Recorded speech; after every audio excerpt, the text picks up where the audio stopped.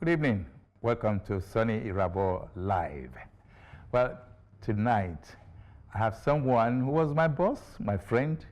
He was a very creative human being, and he started so many things on NTA network those days.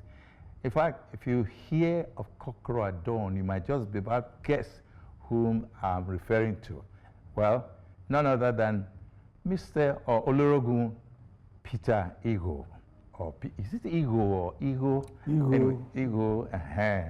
So he's my guest on Soni Irabor Live tonight. And the truth is, we're going to go down memory lane and discuss a lot of beautiful issues, drama presentations like Kokoro at Dawn, New Masquerade, Mirror in the Sun, so many others. But beyond that, he rose again and went beyond the limit and became a DG of the National Lottery Commission. Well, Mr. Peter Ego is my friend and my guest. You're welcome, sir. Thank you very much. So here we are. Glad to be here. Thank you. How do you see the studio, by the way? Beautiful, beautiful. I mean, the ambience is so nice, and I don't know, maybe it's because every time I enter a studio, it's like I'm home. Right. And but this one especially has this ambience that brings out calmness, and then it's a fun studio. Yeah. Thank you. Yeah, I feel good about that. Okay. Yes. Well, tell us about you, Peter Ego, the producer, Peter Ego, the administrator, Peter Ego, the happy-go-lucky guy, the jolly good fellow. Where do you want me to start? I mean, The producer. As the producer, well, of all the accolades, of all the nomenclatures I've had, I think the one that really I like best is that of being a producer.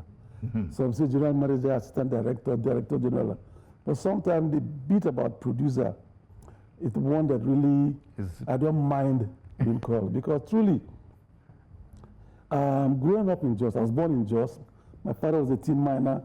And, but the unique thing about Jos was that there were cinema houses, about 3 cinema houses. Rex Cinema, Kwararafa Cinema, New Era Cinema.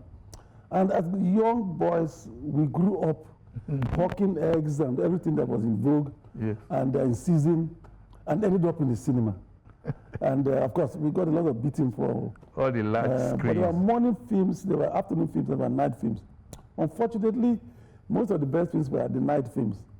And I had an elder brother who they say was a bad influence. But for me, I liked him a lot. Alaji Nara, they called him. So he knew all the good films, all the good there were Indian films then. American films first came. John Westmoreland, Jungle Jim, The Forbidden Land, the Tarzan series, Nayoka and the Tiger Man. Then the Indian films came before the Chinese films came. So we grew up in all that, and my parents beat us, they tried to stop us, but I loved the image. There was no television then, even radio was just a diffusion.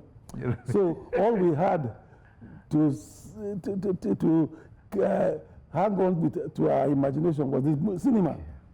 And so that's where I practically grew up in the cinema. And that explains my love for the moving image. It influenced your... Oh, definitely. Okay. Because every time I saw, and even things I did later years in life, when I was in television, and grew up to see and like these dramas of those days, which were Village Master, Samanja, and Masquerade. I loved them, and but they were all studio-based programs. Yes. Village Master from Lagos, and Masquerade from the east, and Samanja from the north, Kaduna, and all that. So we grew up like that. I knew all the actors, I knew all of them, and I loved all of them. It was 1975. In fact, while in secondary school, I was appearing on television in Kaduna. They had a program called In the Mood. It was a musical program where we dressed like the artists and sang the songs of the artists that we were imitating. Afro-Rock was very much involved. Oh, yeah, we were the Beatles. So we had complete with the wig and all that. The Beatles. I was John Lennon, and so we sang all their songs. Whoa, whoa, whoa, I never realized what a kiss could be. All those songs we sang.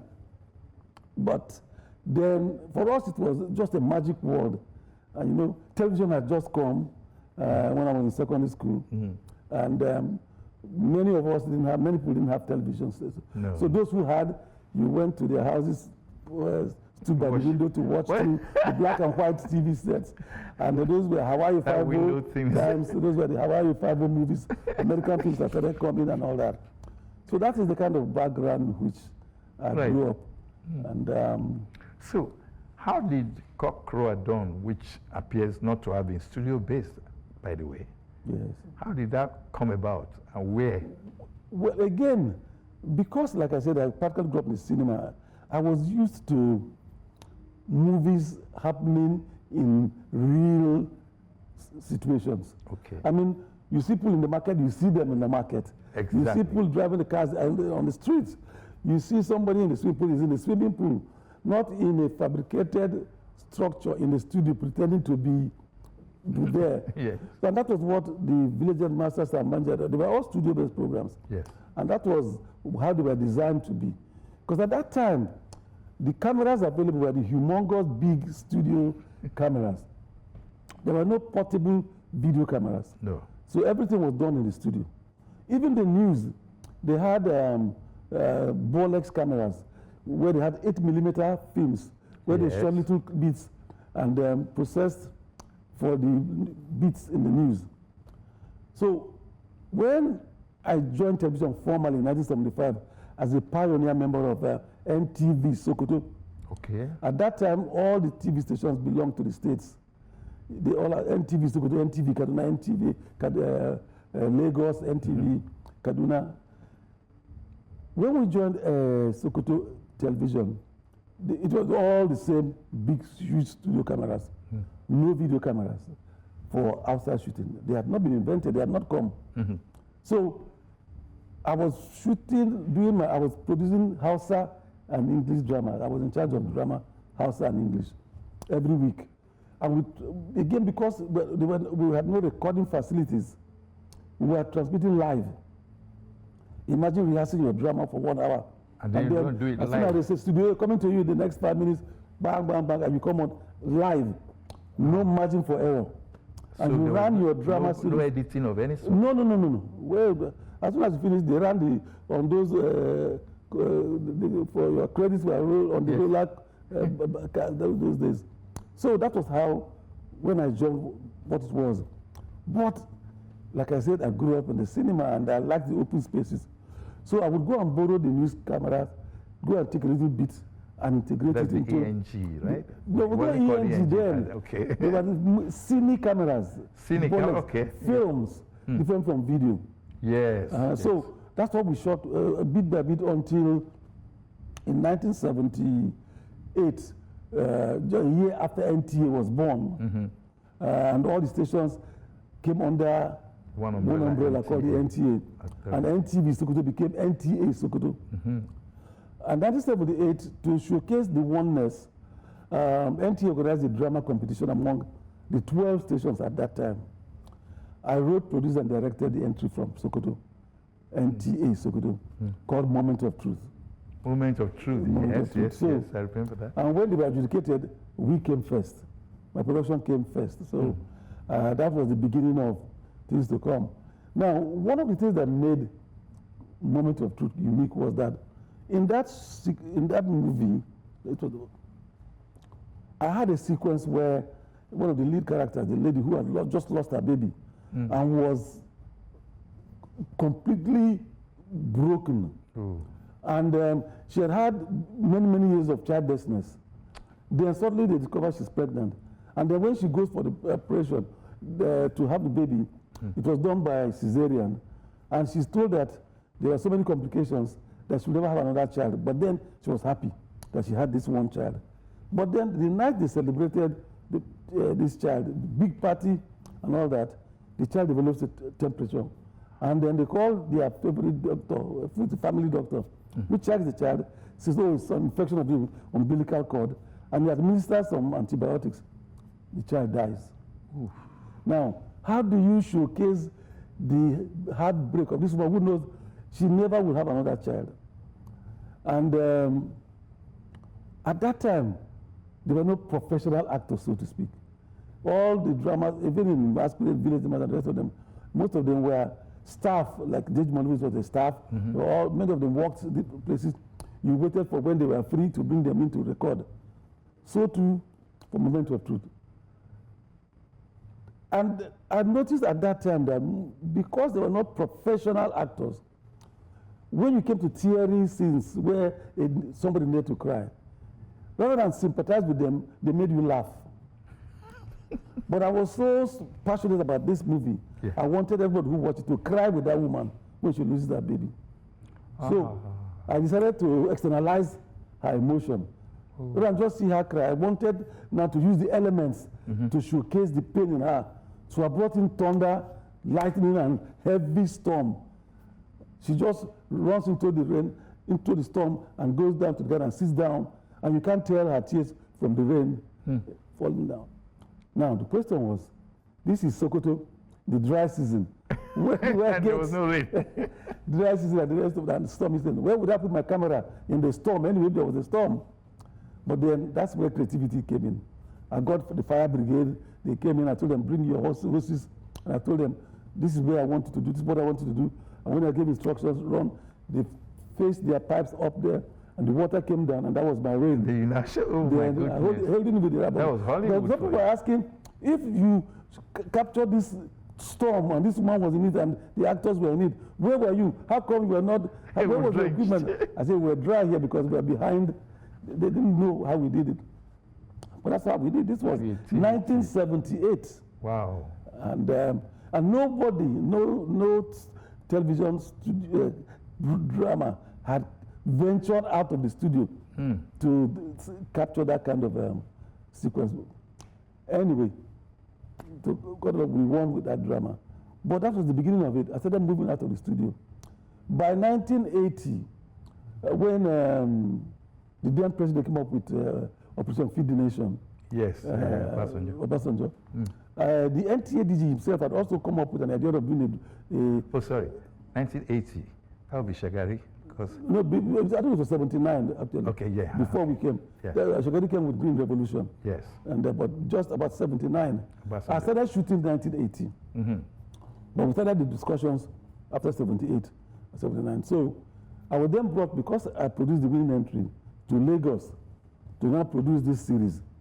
That was going to be the first in many ways. Because of what has shown in that Moment of Truth, I was now brought to produce a new series that was going to be the first of its kind on the network, so the first drama series on the NTA network. Okay.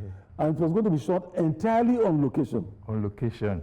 Again, because there was no portable video camera, I had to shoot on film, 16mm film. So that meant, because for the 16mm camera, there were no laboratories to process the film, every role I shot had to be sent to London for processing. Wow. And we didn't have monitors to monitor what we were shooting. So I just discussed with the camera. You were just shooting blind. Once my cameraman tells me I'm happy, and I take it. So it's when I finish shooting and I travel to London, sit with the picture editor, that I see what I've shot for the first time. The film having been processed, and I see whatever. Because I didn't want to go back there and find out disappointments, I made sure that every scene I rehearsed them very, very well. No margin for error.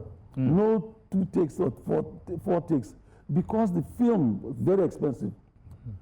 So that was the way we were shooting. Then I finished with the picture editor. Don't forget again, when you are shooting on film, you don't marry the sound there. Yeah. The picture, the camera records the picture, and there's a Bolex recording, like a tape recorder, that records the sound separately.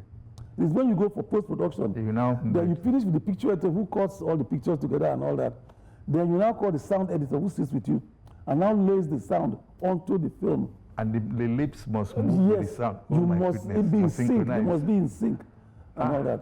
Then you put in all your effects, footsteps, down and all that, castles and all that. So it was a very, very tasking. But I was pioneering all this. It was after the first 13 episodes that DG Maduka, great man, now said, look, Peter, first, the cost element is so high. 2, the stress and task on you and your cameraman and your crew is too much. Fortunately, they have just come up with a camera now called the ENG camera. Yeah. It's a video camera called electronic news gathering, meant actually for news gathering. Yes. That were now sent to London with my cameraman to go and see them use that camera. That's how come we saw and now came back with the first video camera to start shooting our drama series on location. So, Cock Crow at Dawn, which caught on so fast and so well. Give us how, because that seems like part of the story. It's part of the story. I would like to, because Bongo Sikwe, Sadiq Daba, may so rest in peace. Yes. Madati, Enioloja. So such powerful names and popular names became so like household names. Let me know, how did you put all of these people together, and what was the adventure you went through? It's, I mean, the backstory to Cock Crow at Dawn is, it's really, maybe someday I'll be able to tell my story, because that itself is more drama than people saw in front of the screen. Wow. And it also epitomizes the kind of sacrifices we as producers make. We make people happy, we make them enjoy, but we never really, they don't really understand the pains that we go through. That you go through before the... I'll give you a quick example. Okay.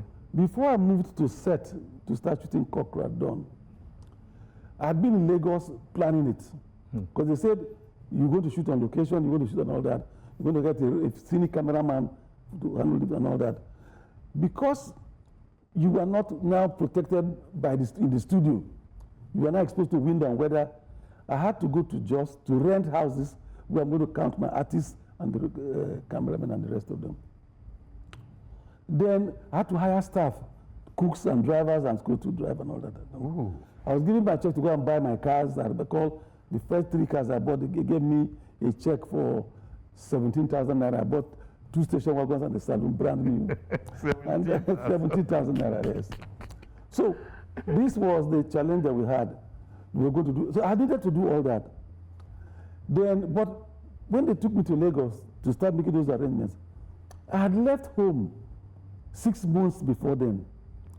The Northwest State government had asked me to, I was training the Sokoto, the Northwest State cultural troupe, and we were camped in Argungu, where we were training them and all that. So I've been away from home for many months. When I now went to Lagos to arrange for Cock Crow at Dawn. So by the time I came back and agreed that we're going to start shooting in January 4th or 5th of January 1980, and I had to go back. That was a very Harmattan period, too. Yes. Then I had to go back to Sokoto, where I'd been away from for so many months. I said to my wife, listen, we're going to start this thing, and I have to go around to book all the houses, pay for the houses, arrange for the scripts and all that. And I cannot leave because I've left you alone with the children for too long. So I carried my wife, who was pregnant, and we drove to Kaduna to meet my artist there. From Sokoto? From Sokoto. And I was driving, I didn't have a driver. Drove to Zaria to meet Kasim Uyero and all the other actors there. Then we had to get to Jos to pay off the landlords, arrange for the furnishing of all the houses and all that. It was like setting up a station of your own. This was another station because I had a production manager, I had to bring it to production manager, location manager and all that. So we did all that. And then I now drove back to take my wife to Sokoto. By the time we got to Sokoto, the general manager, NTA Sokoto, he said, Peter, look, you're not going to go away like that because you always produce our end of the year musical shows. This was December. So you must produce that. But because I'd driven all those places and I was tired, I left the car, which was, thank God, because I then went to the studio to put together, to record the musical.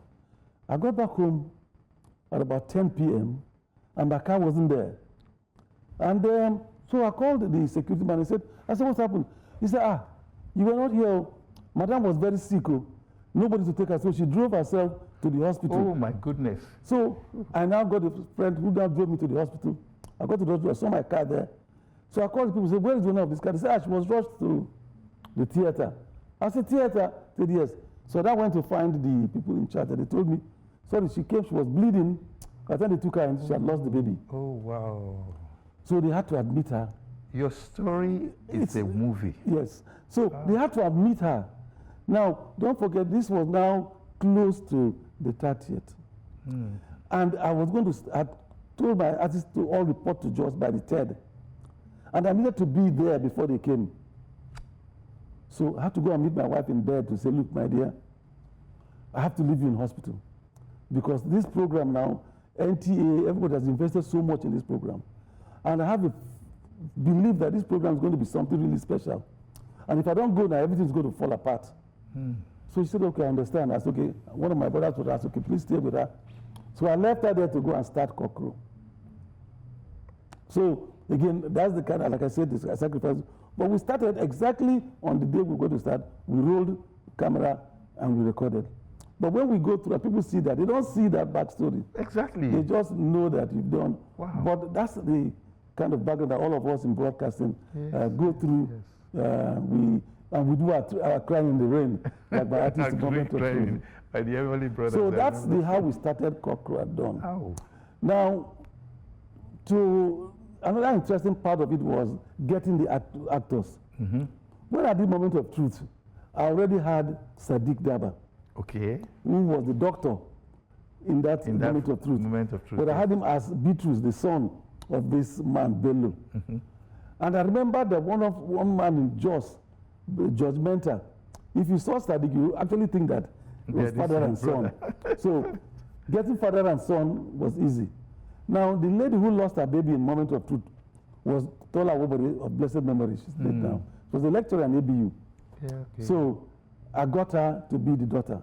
The problem now was their mother, Zemai. I searched far and wide. You know, when I cast, like I said, when I'm putting together things, I know who and where I'm going to get them. But we couldn't get Zemai. I went to Jos, got Sonioti in the University of Jos. He brought all the females in his department. I looked at all of them. None was good enough for me. Description. I would walk into restaurants in Jos and be looking out for who I think would be Zemai, and we never did. Then one day, Sonioti called me and said, look, one of my students that had left, she's in Bakodi, she works there.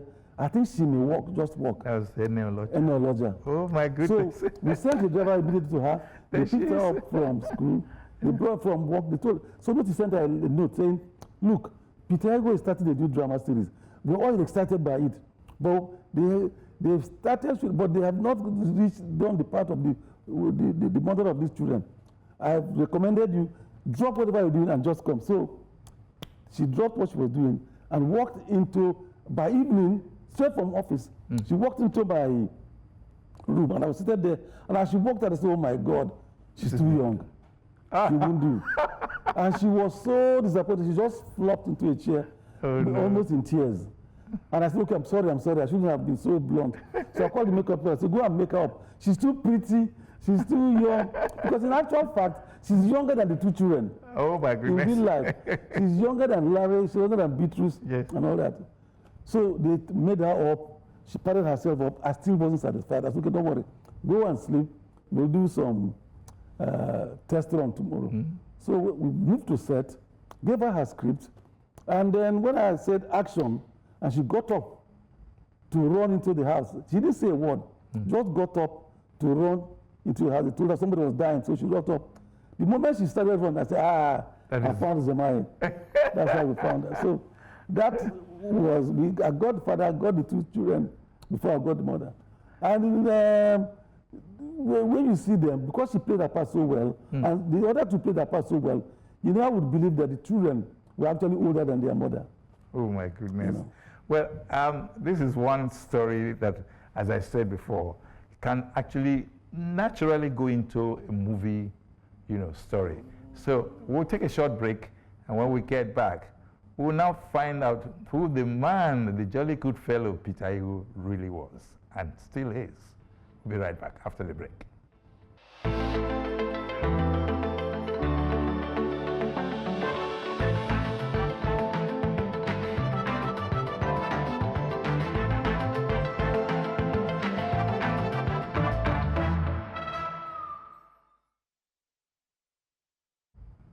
Yes, welcome back.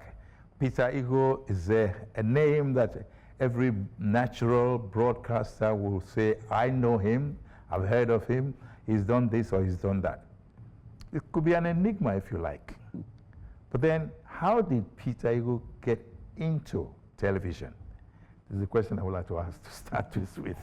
How did you get involved in TV? Well, like I said earlier, I mean, even in my secondary school, I participated in television programs. Actually, at one point, I was presenting a quiz program on television in Kaduna. Quiz? Yeah, a quiz program for students. And it may sound very simple, but it gets very tricky, especially with children. I just very quickly talk about one. There was an episode in which I couldn't go to present.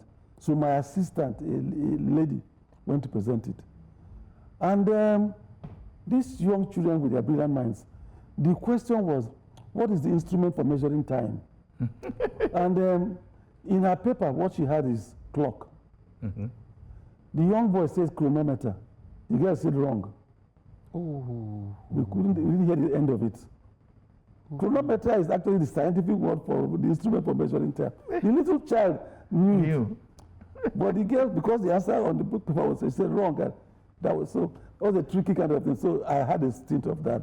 But when I left university and I was posted to Northwest State as an education officer, I was posted to Bida. Bida, the present day Niger State. Yes. But while there, I noticed that my students were all very restless. They were all mature students, some of them wives and co, but who had just come to learn to be teachers. So every other day they will have dodged to go home and all that. So one day I went to the principal and said, listen, can I do something to capture the attention of these children? I don't like the idea that, he said, whatever you can do. We've tried our best, and I said, okay, it's fine. So I sat down and I called them. One day I called them and I said, listen, is there a drummer amongst you? They said, oh, the son of the most famous drummer is in that class. So I said, okay. They call them the Angeles drums. There are about 7 drums, and there are experts, there are special people who play them. And the son was in my class, and they said he too could play with them. I said, okay, can you get a set for us? He said, yes. So I gave him money, and he got a set for us. So one day I just said, go to the hall there on stage, just me and him. I said, just play, I want to listen to. Can you play? And so people were just coming to. Before I knew, I just sat down, they were watching them. They were all dancing, enjoying themselves. I'll buy drinks and sit there. Got their attention. I got their attention. So I said, there's more to go. I went to the girls' school, and this was all a boys' schools. I went to meet the principal. I said, listen, can you give me some of your girls to join? She said, God forbid, those rough boys to go and carry these girls. I said, listen, those girls come from the same homes as those boys. It's when they come to school that you separate them and call them rough boys. They are their brothers and all that. So she said, I'll think about it. A week later, she called me and said, I'll bring them. So I said, just put them in a bus with their reverend sisters. Lead them to the hall. We rehearse with them, and they go back. No hanky-panky. So she agreed. And of course, the girls were all excited. So when they came the first time, I had them dance together. And I just watched them dance. And then I wrote a dance drama called Ugaga Sat. Okay. We rehearsed and rehearsed. I brought so many things. I would just watch them. And from among the characters, there were, when I wanted the lead dancer, there were 2 people who nobody could distinguish from. Each time they both got on the stage, you couldn't tell who was the better dancer.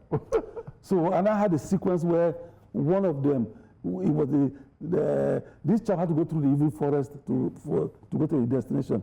But to do that, he must first pass through the blood-sucking sisters, the Bara sisters. Then he must meet the dancing demon who challenged him to a dancing contest. So the second boy was the dancing demon who challenged to a dancing contest. And whenever we came to that sequence, the roof came down.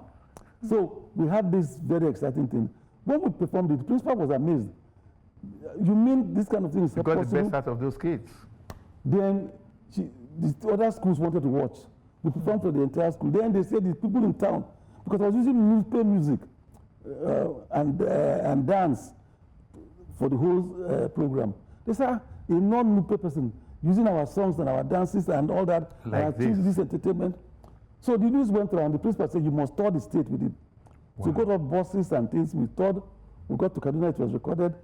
Then we got to Gusau. By the time we were in Gusau, they said the governor had heard about it, and we had to do a command performance for the governor. When we performed for him, he said, this is what Northwest is going to enter for the 1974 Festival of Arts and Culture. So I led the team to Lagos again for the Festival of Arts and Culture. Out of the 12 states, 3 were the winners. We were one of the 3 winning states. So my first triumph was on stage with that dance drama. And so that got you in gradually dovetailing into TV? Not immediately. Okay. This happened, the Festival of Arts and Culture was 1974. Yes. So after that now, NTA was going to now start their own television in 1975. Yes. So I said, that's where I want to go. Because don't forget, I grew up in the cinema in Jos. And for me, the moving image, this was what I wanted to be. But my brothers who had accompanied me to the festival in Lagos, because they gave me a lot of money. Everyone was so happy with what I was doing. They gave me so much money to buy new costumes, new attires, new instruments, new all that. So my brothers would come to my room and money was lying all over the place. And they wanted it to continue. They said, no, stay in culture. There's more money there. And I said, no, I want to go to television. The thing became so serious, my father had to intervene. And he asked me why I wanted it. I said, look, I've always dreamt about being in this kind of thing. And that's where I want to go. All the stories you told me, my mother, I want to be able to do my own stories like that. My brother said, no, what is it? Produced and directed by? Where will it take you? See where there's money. My father said, just leave him. This producer that you are ignoring, one day, that produced and directed by Peter Ego will open more doors than money can do.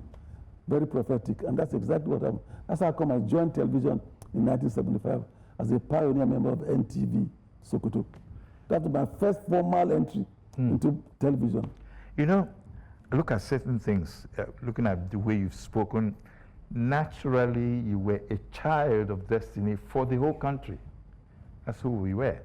And secondly, there was something that came naturally to you, telling a story and putting it into pictures. Yes. The English would say picturesque value came out of it. Now, I see you, and I'm wondering, Nollywood just came. I saw you behind the scenes, so to speak. You were so quiet. Why were you not so solidly in front, like you were in theater, in drama, and TV, but Nollywood, you did not play that focal role? Not quite. Primary, yeah. Not quite. Okay. Because if you followed the trend of what was happening, even in Nollywood, yeah, I had over 4 lifetime achievement awards given by Nollywood. Okay. As being the precursors, the people who pioneers who started the moving image television drama that led to what Nollywood became. Okay. And most of the awards I got were as the people who opened the doors for many of them. Almost many of the Nollywood actors came from under our tutelage.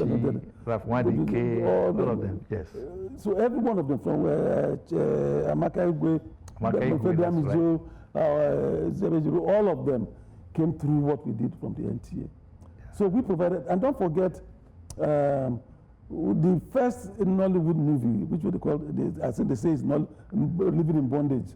Yes, that's right, yes. I told you, when years later, when I finished Kokoro and I was made general manager and I was now in charge of network programs, we now decided that the local, our very popular, lovable program, Masquerade, Village Master, Star Manager, we should make them network programs.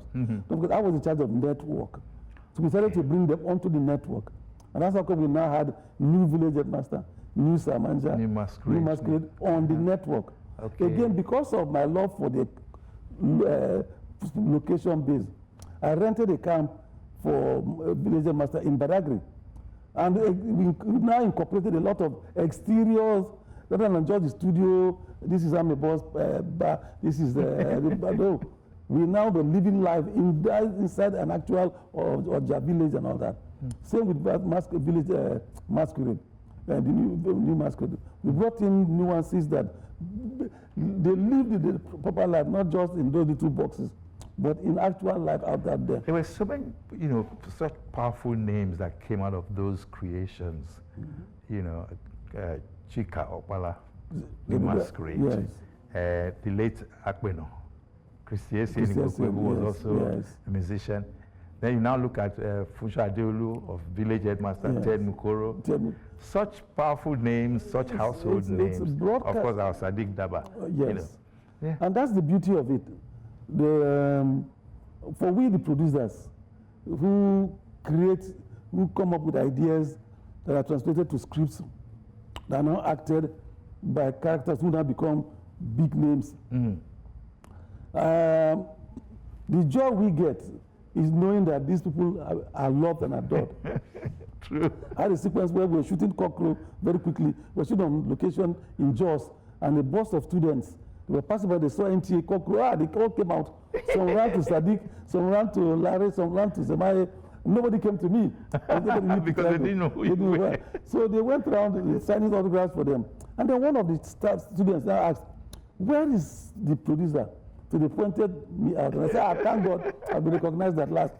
And then she walked up to me and said, sir, let me ask you one question. I said, please go ahead. He said, are you not jealous? That all these people, they love them and knows them, but nobody knows you. I said, no.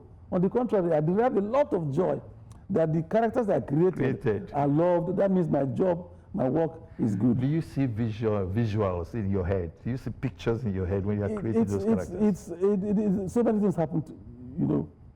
I have a very vivid imagination that sometimes I'm sitting down in a place, the music and the people are, so much is happening, but my head is in turmoil. I'm visualizing so many things, and it's difficult to describe. You know, sometimes you think you're going crazy, and that's why we see many people who knew me younger, even now they see me.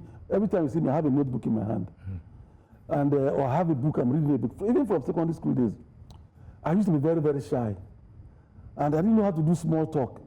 When people get and they're talking, and I said, what do they talk? What are they talking about? Maybe because I found them a little too. I didn't understand then, but I just wasn't good. I thought I was too shy to join. So I was always reading. So very precocious and all that. Yeah. But because again, so many ideas come to me at the same time. So I have over almost 500 such notebooks of possibilities. I call them possibilities. As soon as the ideas come to me, I just write them as a possibility and I keep it. But what if you were not given a chance, or if you had ideas that you wanted to, you know, bring to the fore, and then maybe management will not say, oh, no, we don't have the money for that, or we can't afford it, or no, your mind is too adventurous. Yeah. How did you feel on those disappointing moments? No, I never had any such disappointing moments, which is one of the things. And now, when they ask me to compare then and now, one of the things I hold against now, the fact being, I was lucky because thank you. Again, television is not a one-man thing. Yeah. Television is something that you cannot, maybe radio, you can sit down in the studio, just you and your microphone and all that. But even there, you still need the engineers and all that. But for television, you need the cameraman, you need all the various people to work together to put a program. So I was lucky. Again, maybe because I was also blessed with the knowledge to know how to select a good team. So having a good team working with you as a crew, having a good team working with you as artists is very, very important. Because that makes the difference between good and best. And so I always take my time in selecting a team. And I must say that I've been blessed that all the teams I support, again, because I lead by example. I don't just say, look, go and do this and I go and sleep. No. I'm the first to wake up, I'm the last to go to bed. I show by example. When I say take a break, most of the time they're all taking the break, look, they are sleeping. When we walk too long, I'm alone with the cameraman working until the next artist will wake him up and come back. We can work like that. So my driver, people knew both of us as that. But apart from that also, I've been lucky to have good bosses. In NTA Sokoto, when we started, who understood what creativity can be. It sounds like madness. So when I said I want this, they tell me, they don't just say, look, we don't have the money. Even, again, I didn't make unnecessary demands. When, for example, I started the drama, Hausa drama, and English drama, there are times in a scene we needed food for the artists that would eat. They say, okay, just make believe you're eating. I said, no, you don't make believe. I call my wife, I said, is my lunch ready? She said, yes, please send it to me. And I use it on set. We want to build a set, even in the studio, and there are no curtains. I don't go and say, you must give me money to buy sets. I go to my house, remove my curtains, and come and pick them. So my bosses saw me doing that. So whenever I said, I need this, they just say, look, go to accounts and collect the money. So I had this, Adama Ogi, Kere Ahmed, Dele Angulu, Joseph Angulu, all my bosses in Sokoto, and then coming to the headquarters, Dr. Ezokoli, Engineer Maduka, and all that. Somehow I was able to create confidence that I knew what I wanted. Yes. And because of that, and your work also showed it. So, of course. So, and that's what I tell many producers. I said, many times, one of you sit down and say, well, I've told them what I want. If they don't bring money, let them go to hell. I said, no. When we're going to do AM Express, for example, Bamboo said, I'm tired of Cockroach. I'm tired of, give me something new. I said, okay, fine. So I sat down with my team, and we came up with AM Express. When we said, give us money to start, he said, no, sorry, there's no money. And so my staff said, look, let's forget it. Since they don't have money, I said, no. I believe in this, and I put energy into it. One way or the other, I must make it work. And that's how it came on air. I always say, even some of my artists, like Bello, even in Cockroach, done. When we're going to start this, asked me how much money are you going to pay. It was so miserly, about 100 naira or 200 naira at that time.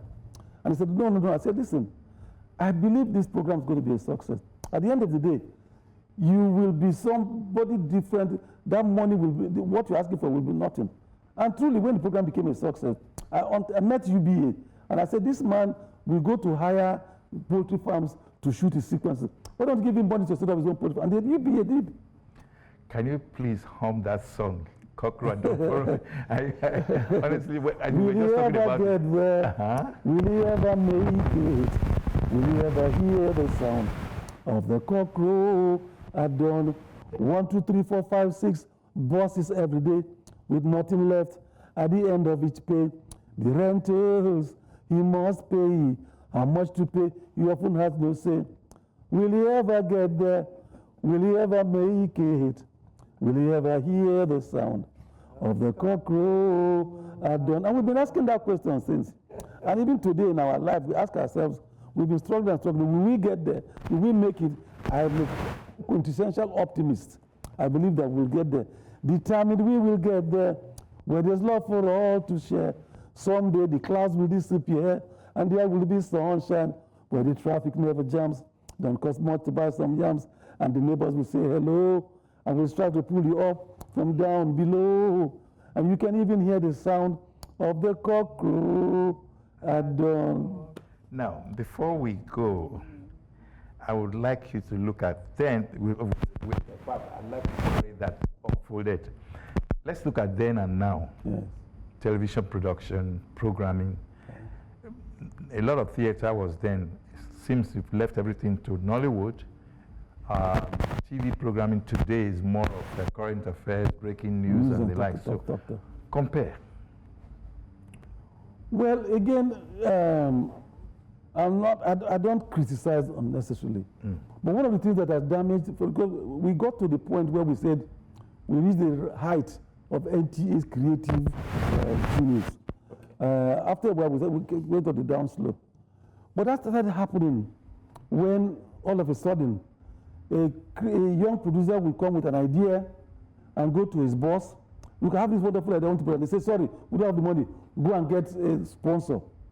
So the producer, who is not a commercial person, his own is just a creative mind, he has to now go and look for sponsorship to be able to bring his program. That will negate the effort you put into production. So I keep saying that in every station, there are thousands of Peter Egos out there, Jimmy Artis, great minds out there. But I'm not given the opportunity to shine. I was lucky. I had people who understood me and gave me the opportunities. So many now have been, in fact, I believe now that where our young children are coming up with all the facilities they have at their disposal, the internet, the new technology and all that, there are great minds out there. But are we giving the opportunities? Are we allowing them to shine? Are we opening the doors for them? Are we not allowing jealousies? Actually, what you're saying now shows in the snippets. All those, what do you call them, snippets of drama that you see like 2 minutes? Yes, little clips that we do. Clips, yes.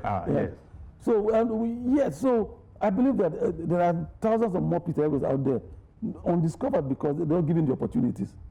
So I always tell my people, when they say, oh, our time was better, I say, no. Well, our time was, we had our own time. And in our own time, there were no challenges. The closest we came to being spoiled as a young boy or girl was, there was no television, there was nothing. You had to go to a cinema house. But now these children with the phones in their hands can solve everything that you have never dreamed of. So they are bombarded with too many negatives that even you have not known. So we must give them the chance. Our future is in the hands of these young people. I believe that we can do it for them if we give them the opportunities to rise. Short break, be right back.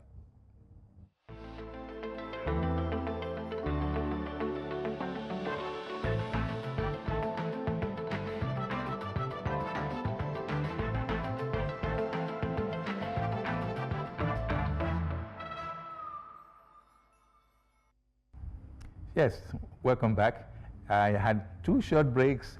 Well, see, there's never a dull moment with Peter Eagle. And honestly, just before we go, there are things I would need you to look at. Training on the job and training off the job. I say it that way because it looks like training is being compromised in such a way, maybe because of the way things are these days. But let me cut my long question short. What about training? Very important. Because you never know enough. In this industry, you learn every day. I never stop learning myself. I'm one of the, I'm a TV addict. Whenever I travel, if there's no TV in the room in which I am, I don't sleep there. If it's in the sitting room, I sleep on the chair watching TV. I'm a TV addict. And I learn every day. I watch and I look at what is happening, the technology, the nuances, the angles of stories, the themes, and all that. So I'm a TV addict. So training is important. But having said that, a lot of the training, unfortunately, are all theoretical. And in our business of broadcasting, especially television and radio, a lot of it is hands-on. Yes. Again, because next time you go out to train in where everything is working perfectly, then you come back to where half the time, 50% of the items are not working. So experience now begins to hands-on. And that's where I never went to, apart when I left university, I went straight, like I said, teaching and then straight into broadcasting. What did you study? I studied English. Major, theater as minor with history in the University of Ibadan. Okay. So for me, it is the experience, like I saw growing up in that cinema as major training, learning to appreciate the moving image, how to use pictures to tell a story and all that. I learned that from that early age. Then of course, I set myself to begin to grow, doing the job hands-on. So training is important. Let them know what is new, what is in NTS, the blue box technique, when you make images disappear using the green box or the blue and all that. We sat in the OB van, tinker with it and taught ourselves to do it and wrote plays using them. Nobody taught us. So it's important. Training is important. To make things expect, but these days technology is growing every day and changing. So we must adapt. We must adapt. You know why I was laughing? Yes. Because when Soni Irabor live was on AIT, so we had Professor Jerry Ghana. He wore the color that was in sync with the background. He disappeared. Yes. He said, "Where's my head?" That's the blue box technique. He had only his head. He said, "Where's my body?" Exactly. So we learned that and used it to effect, and we had an actor dressed up in that and working as an invisible man to carry out some mischief. So that's how we grew up practically learning. But these days, fortunately, there are professionals like us who are out there going around from school to school, sharing our experience so that they learn from us. We grow up together. We learn the new technology they're using, and and grow from there. I have 1 minute to go, but I just quickly, 2 things I need from you very quickly. Who produced Suspicion? Is that your son? My son. What's his name? Tosi Igu. Tosi, okay. He's again, Tosi is my last born, but he and I made history because in 2020 Africa Magic Awards, his movie 7 that had 7 nominations won an award, and I was given a Lifetime Achievement Award. And 2 of us on the same stage on the same day They said it's history, father and son. Was your night? It was our night. Okay, well, because of our good friend, Sadiq Daba, Yes. I would like us to sing that song again. And of course, our very, very dear friend, Bongo Zikwe, let me hear you sing that song. I wish I could sing it like you do. Will he ever get there? Will he ever make it? Will he ever hear the sound of the cockcrow at dawn? 1, 2, 3, 4, 5, 6 buses every day, with nothing left at the end of each pay. The renters he must pay. How much to pay? He often has no say. Will he ever get there? Will he ever make it? Will he ever hear the sound of the cockcrow at dawn? And on that note, I'm going to have to end this program very reluctantly, because this is a great mind, a great son of Nigeria, Peter Igo, MFR, member of the Federal Republic, right? Thank you very much. And Olorogun too. Olorogun, that's what's the president of the Urobo Leadership Forum. Yeah. And, oh, you're president of Urobo Leadership Forum. And this new producer, forgive me. I'm also the national coordinator of the Goodwill Ambassadors for Senior Citizens, of which you are a member. Well, if any of you is above 60, you are in my territory. Yes, sir. The government now is promoting looking after our elders. Amen. Government now is taking very seriously the responsibility of ensuring that our elders do not suffer. Those who have been 60 years and above, this is your time. The government is interested in your development, your health, your wellness, and your continued productivity. Fantastic. Well, I'm glad that I'm old. I'm agreeing to the fact that I'm old. And so Peter Igo has been on Soni Irabor Live this evening, and I hope you enjoyed it. We went through down memory lane. We couldn't help it. That's the beauty of the kind of work we do. Thank you. Thank you, sir. Thank you very much. So much. Thank you for God bless taking me in. Thank you.